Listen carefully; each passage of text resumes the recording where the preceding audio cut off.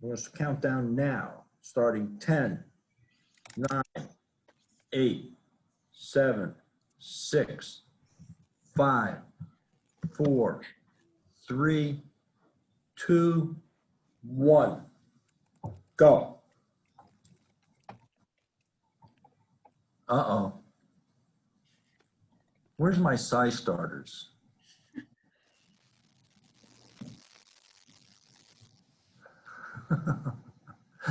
All right. Linda, you're killing me. You're killing me. Oh, sorry. All right, so we have, you all can scroll up and down at your leisure, but I see a whole bunch of value propositions. Some folks starting on kind of the structure of the model, things you do, value proposition, a whole bunch of value propositions, key partners, popped up several times there, and then we close with a value proposition. So, and I got thrown into a group. I'm gonna throw up some slides here and we'll see how this goes. Let me go back to my little deal here. So we started with that slide. We went through that exercise. So I would argue, and you guys, if you see, have the little profile camera, this whole concept was originated by Alexander Osterwalder. He's the author of this book, along with a fellow named Yves Pineur. It has been widely adopted throughout the world, really, from a planning perspective. It's good not only for startup ventures, but for any new project, inside a corporation, inside a nonprofit, inside a group. I've used it for proposing co-curricular activities at the university. It's really a terrific planning tool. Its primary use is to identify assumptions. So most of us today on this call, Linda, Tom, John Hatfield, I know have businesses already, but they have also been in the process, whether they know it or not, of validating the business model and validating assumptions they make as to the things that are important, things that they have to do in order to have a sustainable venture that grows. And that's our goal. Our goal as entrepreneurs, and my goal, and what I'm looking for companies to invest in, is I want to see companies that will last and grow. Now, there are lifestyle businesses, there are small businesses that are absolutely worthwhile. This tool is just as useful. Those businesses will not be as attractive to people like me with my investing hat on, to others outside the organization. But the idea is we have to grow or we stagnate and ultimately die. So, the place to start, and this is tricky because most of you focused on either building the infrastructure for what you want to do, or you focused on value proposition. And there's nothing wrong with that, but there's no value proposition without identifying for whom you are creating value. Hence, this idea of you must have empathy. The idea is to be looking out. There's actually research, comes out of the University of Virginia, that says successful entrepreneurs are aware of what's going on around them. They are aware of what's missing in their community, in their realm, in their space, and they go after opportunities that are being unresolved, untreated, that are not addressed. They hit them where they ain't. One of the things, so I suggest that the place to start when devising a new, you want to be an entrepreneur, you want to start a new business, start with a focus on who are you going to make the world better for? Who is your customer going to be?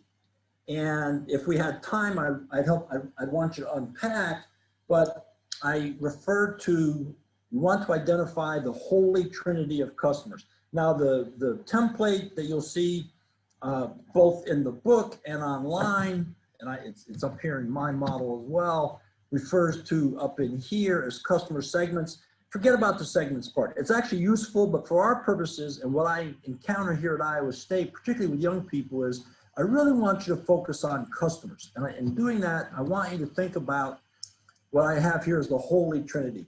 Who are the buyers? who are the users, who are the beneficiaries. So for instance, I'm going to throw up a grid view so I can see some of you folks. I don't know, so here's who popped up. Madison popped up, Charchit popped up, Aiden and Allison, who I just sat in the room. So Madison, if I'm talking about toys, who buys toys? Kids. Okay, who else? Parents buy them for the kids. Okay. Uh, Charchit, who else buys toys?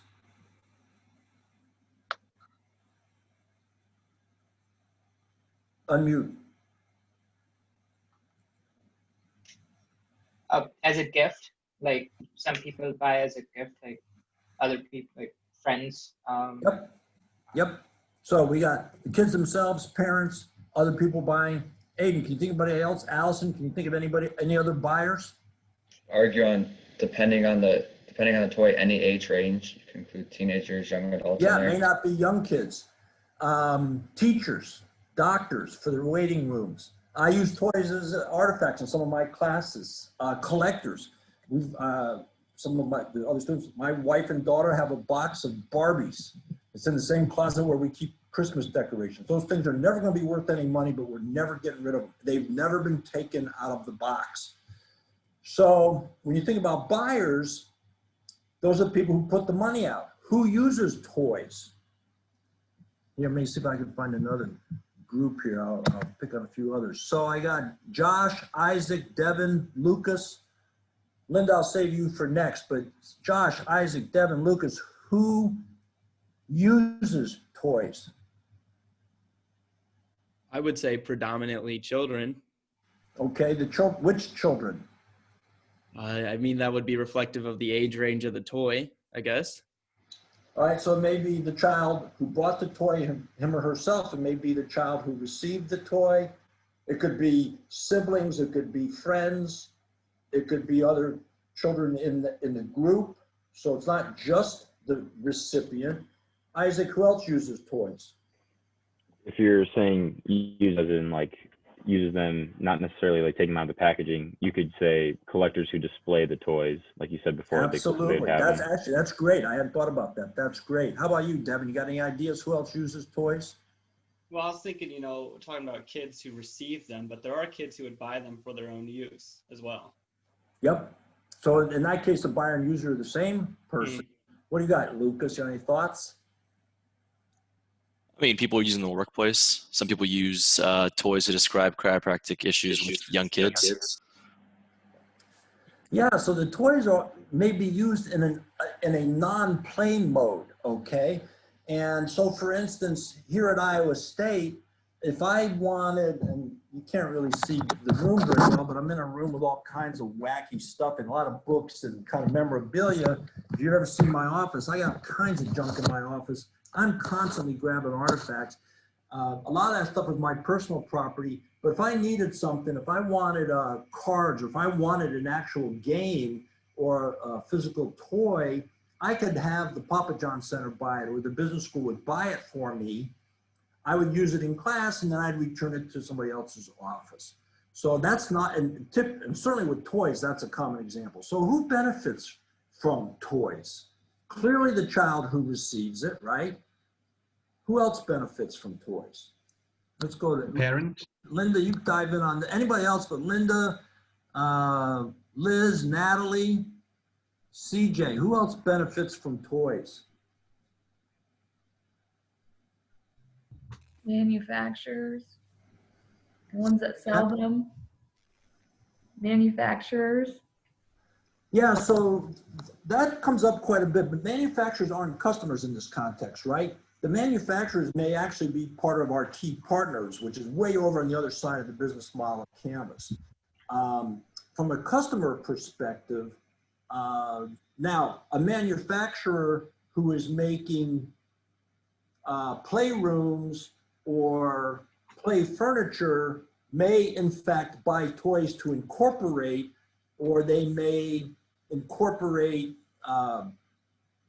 outlets or storage areas or maybe they create a play surface that accommodates toys. In that case, then they do become our customers and our partners. Liz, who do you think benefits from toys? Parents and caretakers do, because it distracts the kids and leaves them free to do other things. That's absolutely right. Have any of you received toys from parents or caregivers? Raise your hand if you received a toy from a parent or caregiver. How many of you received those toys because the parent or caregiver wanted to distract you? Noah, I don't know why I don't know you, but you're rocking the mask, which I really appreciate. How many of you received those toys because your parents love you or like you? Oh, both, okay. So I always get this. College students always tell me parents give toys to their kids to distract them. I actually think parents give toys to their kids because they love their children. So there's that emotional benefit there. We're going to come back to that.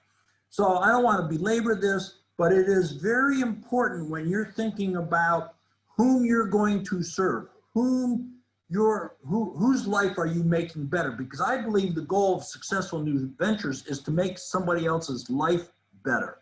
It's to make the world a better place. And that may sound a little touchy-feely to you, but every successful venture is solving a problem, fulfilling a need, scratching a niche for somebody else. And every single purchase decision, even those driven by AI, are initiated by a human being, and those decisions are tied to emotions, typically frustration, anxiety, fear of loss, or anger. There's a problem, there's something not right with the status quo. So new ventures should be looking for people whom they understand, whom they can empathize with, who have problems, are looking for solutions, and are willing to try new things, okay? So I hope that helps you expand the customer circle much more than the traditional notion of the economic buyer. Customers are much more than the economic buyer, okay? That's very important. So from an action item perspective, you can identify buyers, users, beneficiaries. I encourage people to describe their ideal customer. The empathy map's actually a tool you can look up. If you're interested, let me know. Identify your first customer, your first real customer, not your family members, not your roommates, not your fraternity, sorority, team, band, or group mates. You don't have a business until you get outside of that group. Now, Linda Tong and John Hatfield, who were both on the call, probably sold their products to people they knew personally, but they didn't really start to have businesses until people they didn't know started buying from them. And I believe, Linda, I know because I've worked with her, and John, I know because I've worked with him, they actually are starting to understand who their ideal customer is, what that person looks like, what that person is driven by, the emotions that that person is feeling, the day-to-day life of that person. And a great exercise in identifying customers for your proposal is to imagine a day in their life. What does it look like? And where does whatever it is you're offering fit in? Because if it's not making their life better, if it's not bigger, faster, lighter, more colorful, less colorful, cheaper, more expensive, facilitates better productivity, you're not going to get anywhere. You have to understand that. You have to understand that at a very granular level. So I believe you start with the customers, identify those customers, then you can set out the value proposition. And that is simply, what are you doing? What is the problem you're solving, the pain you're relieving, the itch you're scratching?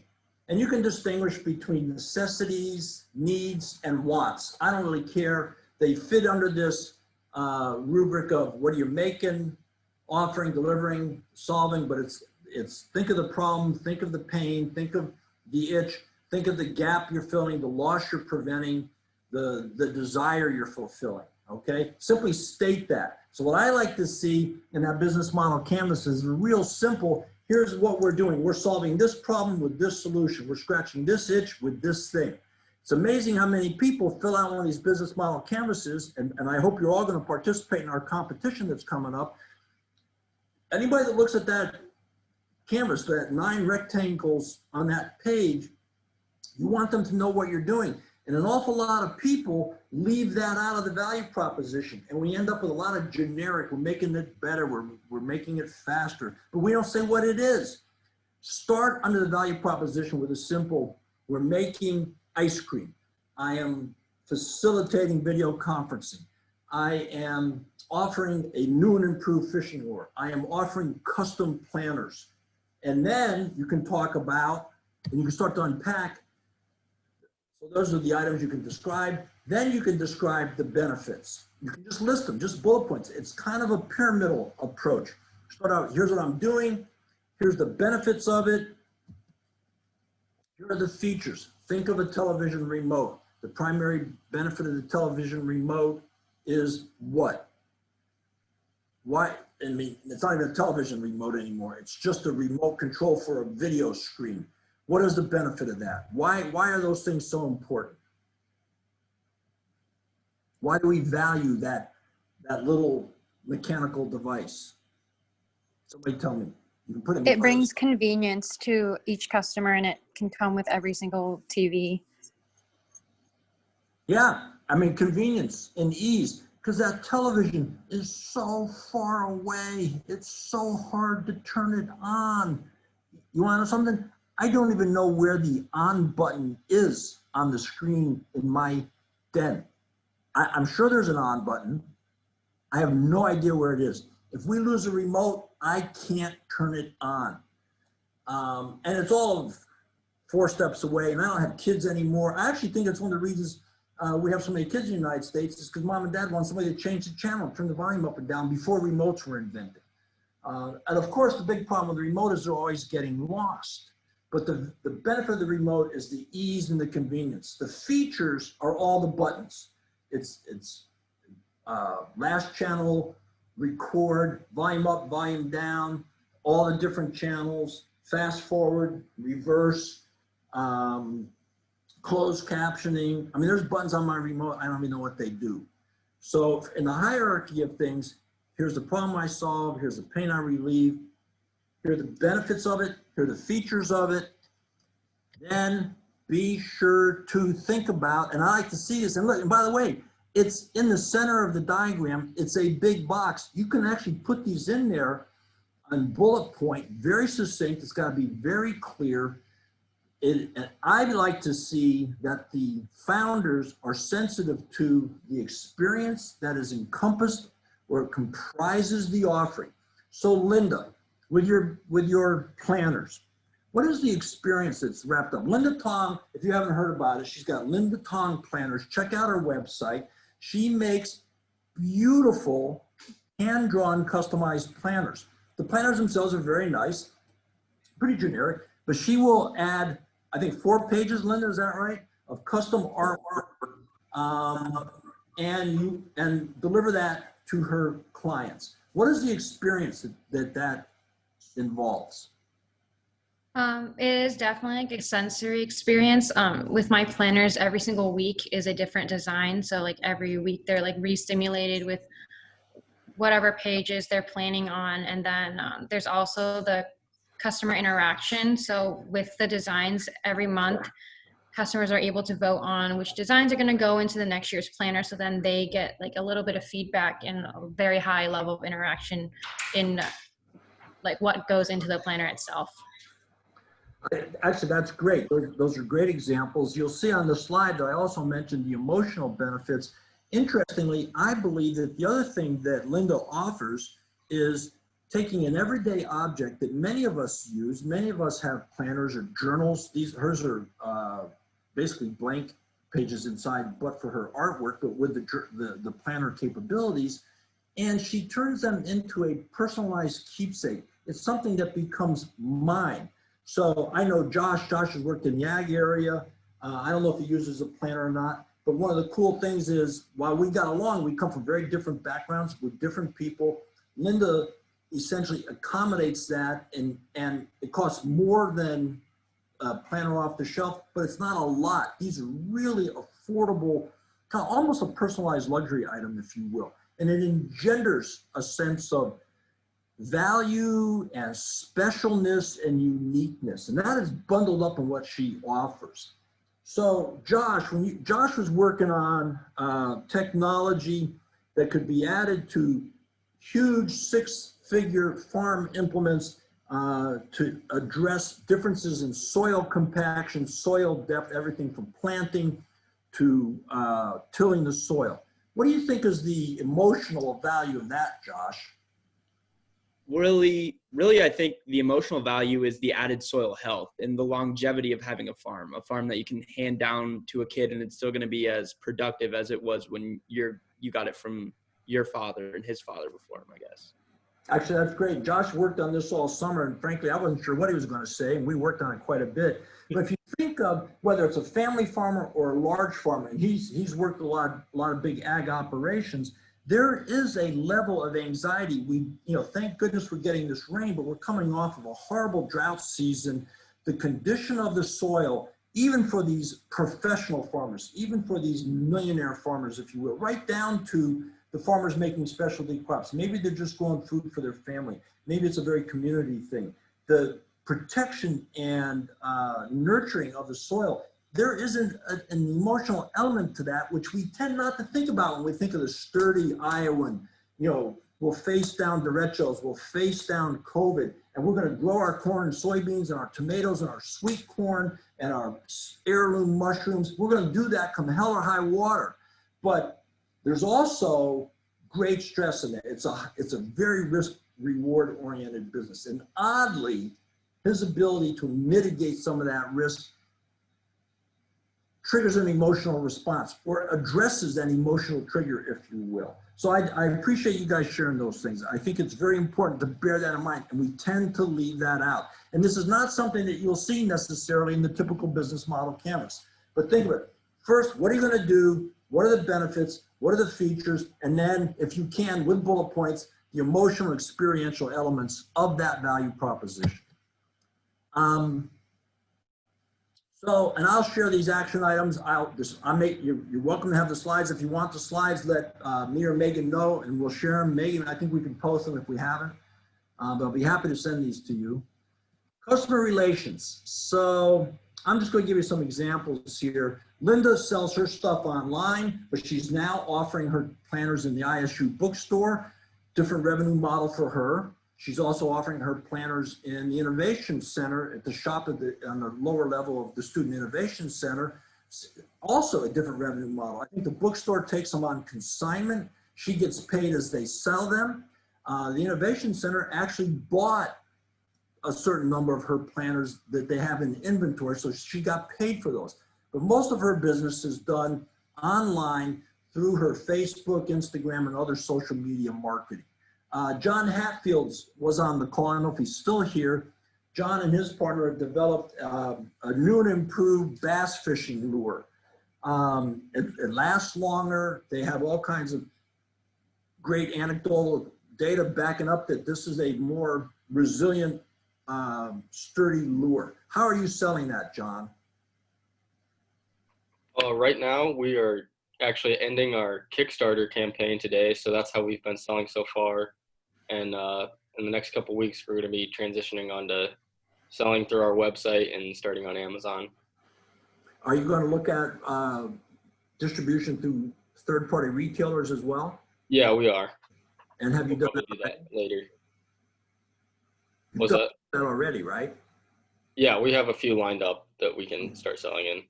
So for John, the customer relationships are, they do direct sales from Quarterworm, which is the name of his company, primarily through, again, digital and social media contacts. The Kickstarter is kind of an interesting one because it's really a customer prospecting tool. They are successful. In fact, they reached their goal, so they're going to get. How much did you end up selling? $6,000-7,000 against the 5,000. Yeah, it's about 6,600. Okay, so 20% more than they had targeted. The real challenge for them and the real opportunity is ideally out of that $6,600 of sales, and that's a lot of plastic worms, gang. Some of their packages they're going to retail for $12 a package, so you can do the math. The challenge and opportunity for them is to establish relationships with those people, particularly those they didn't know before the Kickstarter campaign. If they don't do that, they are wasting an opportunity. They are losing the chance to create a stickier relationship with new customers. But that is essentially a direct relationship. They are selling directly to that customer. They're using Kickstarter as a medium. It's a channel, the next box. Linda mostly selling directly, but she's establishing retail sales. The retailer gets between her and the customer. It's a little harder to develop a sticky relationship, but it's just as important for her to do that. And Linda has now sold hundreds of planners. The challenge for her is to figure out how to keep in touch with people when they need the next planner, or around the holidays, will they come to her for gifts? Real opportunity there. Same thing for John and his partner. You can have the remote virtual, and there's examples there you can see for yourself. Nobody interacts with people at Netflix, Amazon, or Facebook. It's almost impossible to get a person to interact with you at any of those places, unless you're buying advertisement, by the way. Used to be, I don't know if this is still true, but it used to be both Facebook and Twitter would contact you personally, you the entrepreneur, if you were going to buy some hundreds of dollars of advertising. I suspect it's gone up because they've gotten so big, but for an accessible amount of money, you may actually be able to get a person. But otherwise, all the interaction with these companies is virtual. It's designed that way. You can have certainly the traditional bricks and mortar. That's hard. It's been really hard here recently. All of those companies had to come up with new relationships. They had to take advantage of new channels to survive through the pandemic, the societal and economic unrest and disruption that we've all experienced in the last 120 days. Wholesale is Linda selling through the Innovation Center. They'll buy planners from her at a price, and then they will mark them up and sell them to end users, end buyers. She has to be careful of her direct sales that she doesn't compete too much with the Innovation Center. The Innovation Center will get. Is it customer personalized? What's the, or is it just a lower level, one size fits all, take it or leave it? There's variations on that, okay? Important for you to think about how you're going to nurture those relationships. And again, it requires customer empathy. Channels, I can't do anything better than this. The channels are all about how do you identify, create awareness, help people evaluate, get them to purchase, deliver, and follow up. And that follow up is both support, I mean, it's service, it's returns, dealing with complaints. You cannot hide from your customers. So think of the various ways. A lot of us are thinking digital media. There's still going to be, somebody's got to answer the phone. You got to reply to emails. If you have an Instagram or Facebook account, who's tracking those? Who is responding? Unfortunately, in this day and age, and I'm sure you've all experienced it, some of you have probably done it, I know I have, we expect almost instantaneous replies. If we put something on a social media post, we expect to hear back. We may be a $5 customer, but we still expect to hear back. It didn't used to be like that. So it's very important that you pay attention to developing channels in connection with developing relationships and following up, being very purposeful about this stuff. And the other thing I like about the business model canvas is it requires you to put something in every box. You have to think about this stuff and get out of the reactive mode, get out of the waiting for something to happen mode. This is, here are some assumptions. I think I can make these things happen, and then you test them, and then you do it again. So revenue streams is essentially money that comes into your venture based on the various things you're selling. So it could be as simple as for John and Linda, they're selling tangible goods. Linda sells a planner, creates revenue. John sells a pack of bass lures, it creates revenue. Interestingly, Linda will sell a planner and then also offer that customized service, which she charges more for. One of the things that we worked with her over the summer, and we talked to John about it as well, Is there a way to create a recurring revenue stream? You don't want to just sell a package of bachelors. You don't want to just sell a planner. Can you get people to subscribe up for more, to sign up for next year's planner, the 2021? You know, John, I was fishing yesterday, or I guess it was Monday, and you know, I went through 2 worms in an hour. It shows you how many fish I was catching. But anyway, I would love, I mean, during the season, I would probably subscribe to have somebody send me a package of worms. You know, can you create a subscription model? Can you create a membership model? A way to turn a customer into an ongoing source of revenue. Those are kinds of things investors look for. So a whole bunch of different examples. Again, you play with these. These are experiments when you're starting out. We don't know the answers to these. We don't know if our prices are right or not. Keep track, do some A/B testing, offer it at a price one way, offer a different price another way, offer different colors, offer different packaging options, see which different channels work better and result in greater revenues to you. Do it purposefully. The business model canvas, I actually recommend people fill it out with Post-it notes. It's impermanent. You don't fall in love with your baby quite so much. You're willing to change. You're willing to move things around. It is useful as a repetitive tool. You do it over and over again. You're constantly revisiting it. It's not hard. It's not intellectually challenging. You can start out as a thought exercise, but if it doesn't turn into a data-driven model, you're not doing it right. So some of the other different ways, I mean, you guys have probably experienced cell phone bills or airline tickets. 2 people sitting in exactly the same row, middle aisle on one side, or middle seat on the other side, middle seat on one side, pay different prices for this. The airplane's going the same place. We know we pay different prices for our cell phone. We know we pay different prices for internet service. It's crazy, it drives people nuts. That's dynamic pricing. What can you get away with? What is best for your customers? And develop, again, that empathetic approach. So think about pricing. Think about the number of units each customer will buy. Think about the number of buyers you can attract. That's your basic revenue model. Then, is it sales, subscriptions, commissions, licenses, fees? Are you going to build a business where every sale is a single sale? Very tough model to build, very tough model to sustain. Can you make your pitch to a group of people? Sell once to 1,000 people as opposed to 1,000 times one person at a time. Which would you rather do? Which can you do? Think about that. That becomes part of your revenue stream building block. So that, what I call the right-hand side, because I'm looking at the business model canvas, it's value proposition, customers, relationships, channels, and revenue streams. That to me is the heart and soul of your business model. That is where you should devote the most time.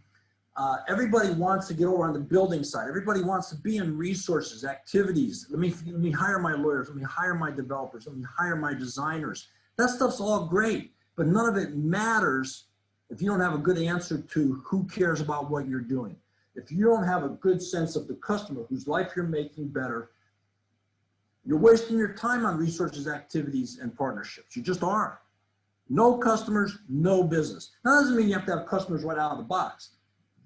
Very few ventures do, but you have to understand who those potential customers can be. You have to understand the interplay of buyer, user, beneficiary interests.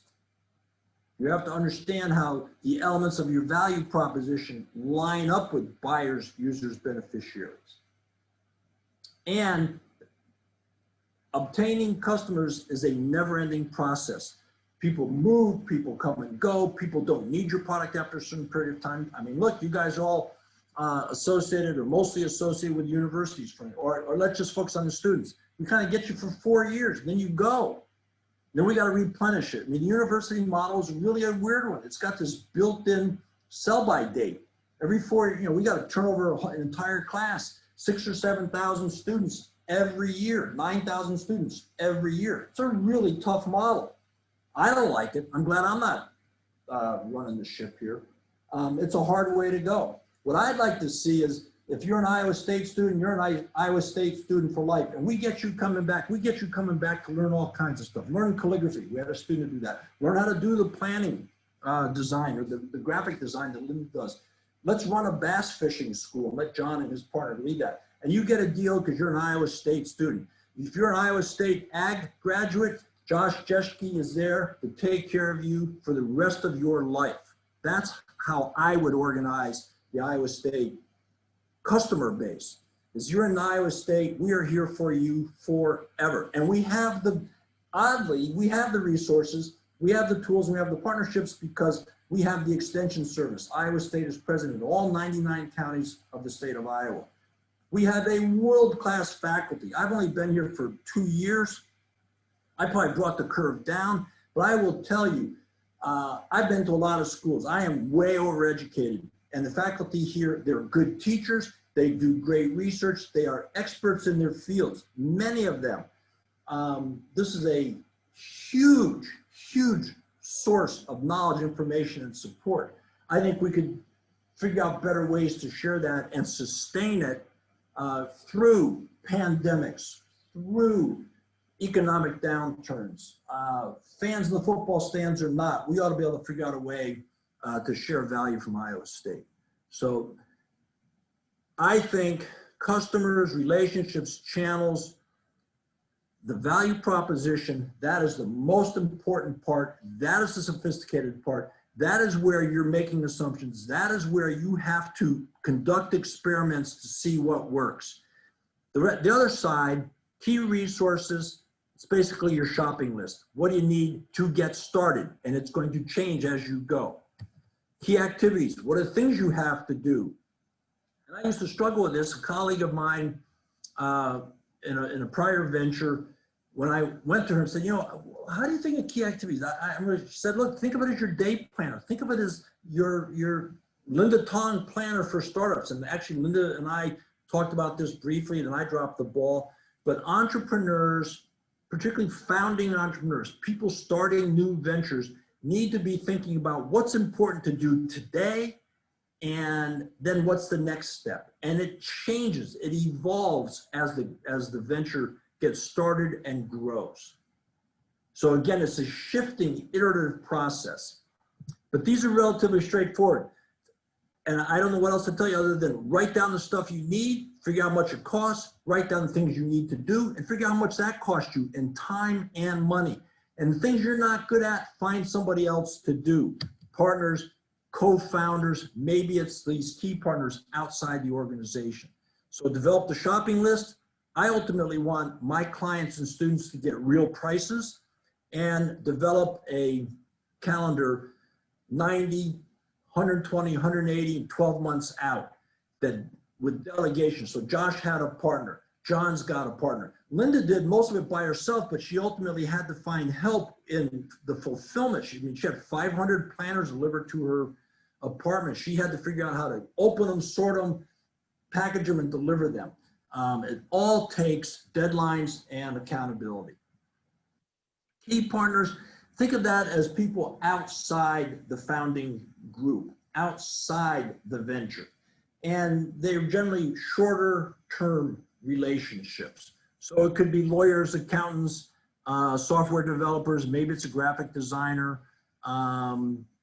It could be suppliers. Linda has to find a place for her journals. John needed to find a source of plastic resin. He needed to find a source of fabric. He had to find a manufacturer. He actually did an amazing job, found a manufacturer offshore.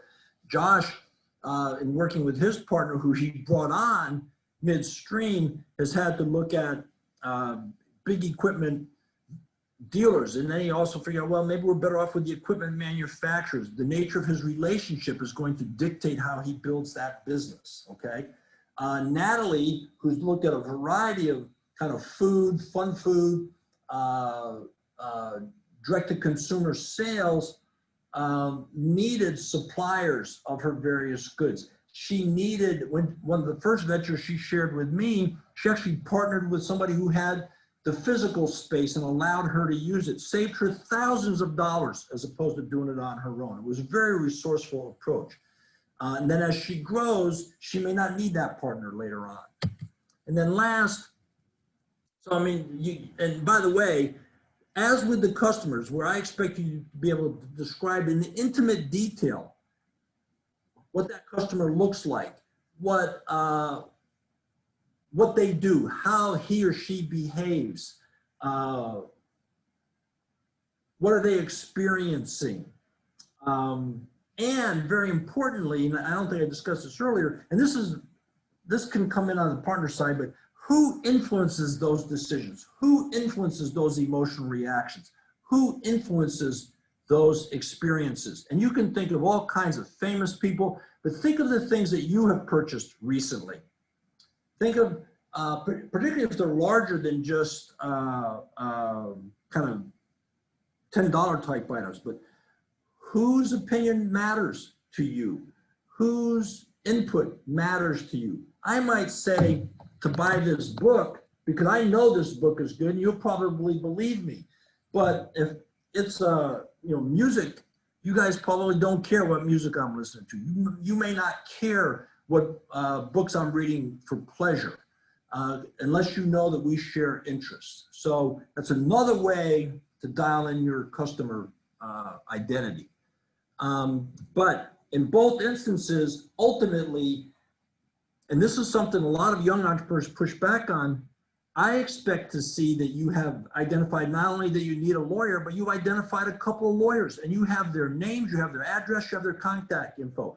In the case of suppliers for John and for Linda, that wasn't a hypothetical thing. They had actual suppliers. They had actual person that they had to interact with. They had their contact info. Both of them were dealing many time zones away.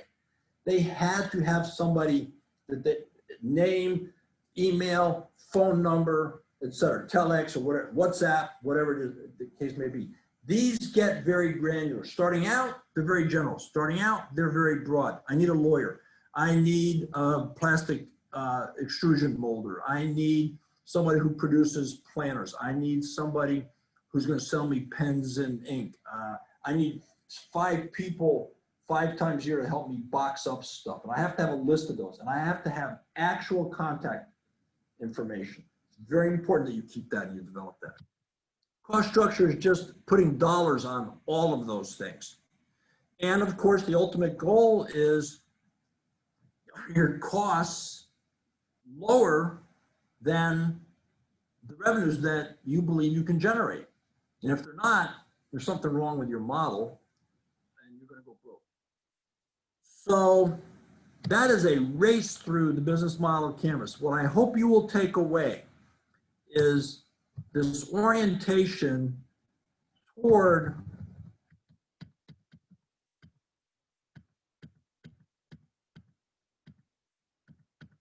customers. It is all about, if you have customers, you're on to something. If you can identify customers, if you can't figure out how to serve and keep customers, how to make customers' lives better, you're missing something. That is the most important thing. And I think that's different than what most people believe. I think most of us come into entrepreneurship, come into starting new ventures. I got to invent something new. I got to come up with a really cool thing. And then I'll go find somebody that wants it.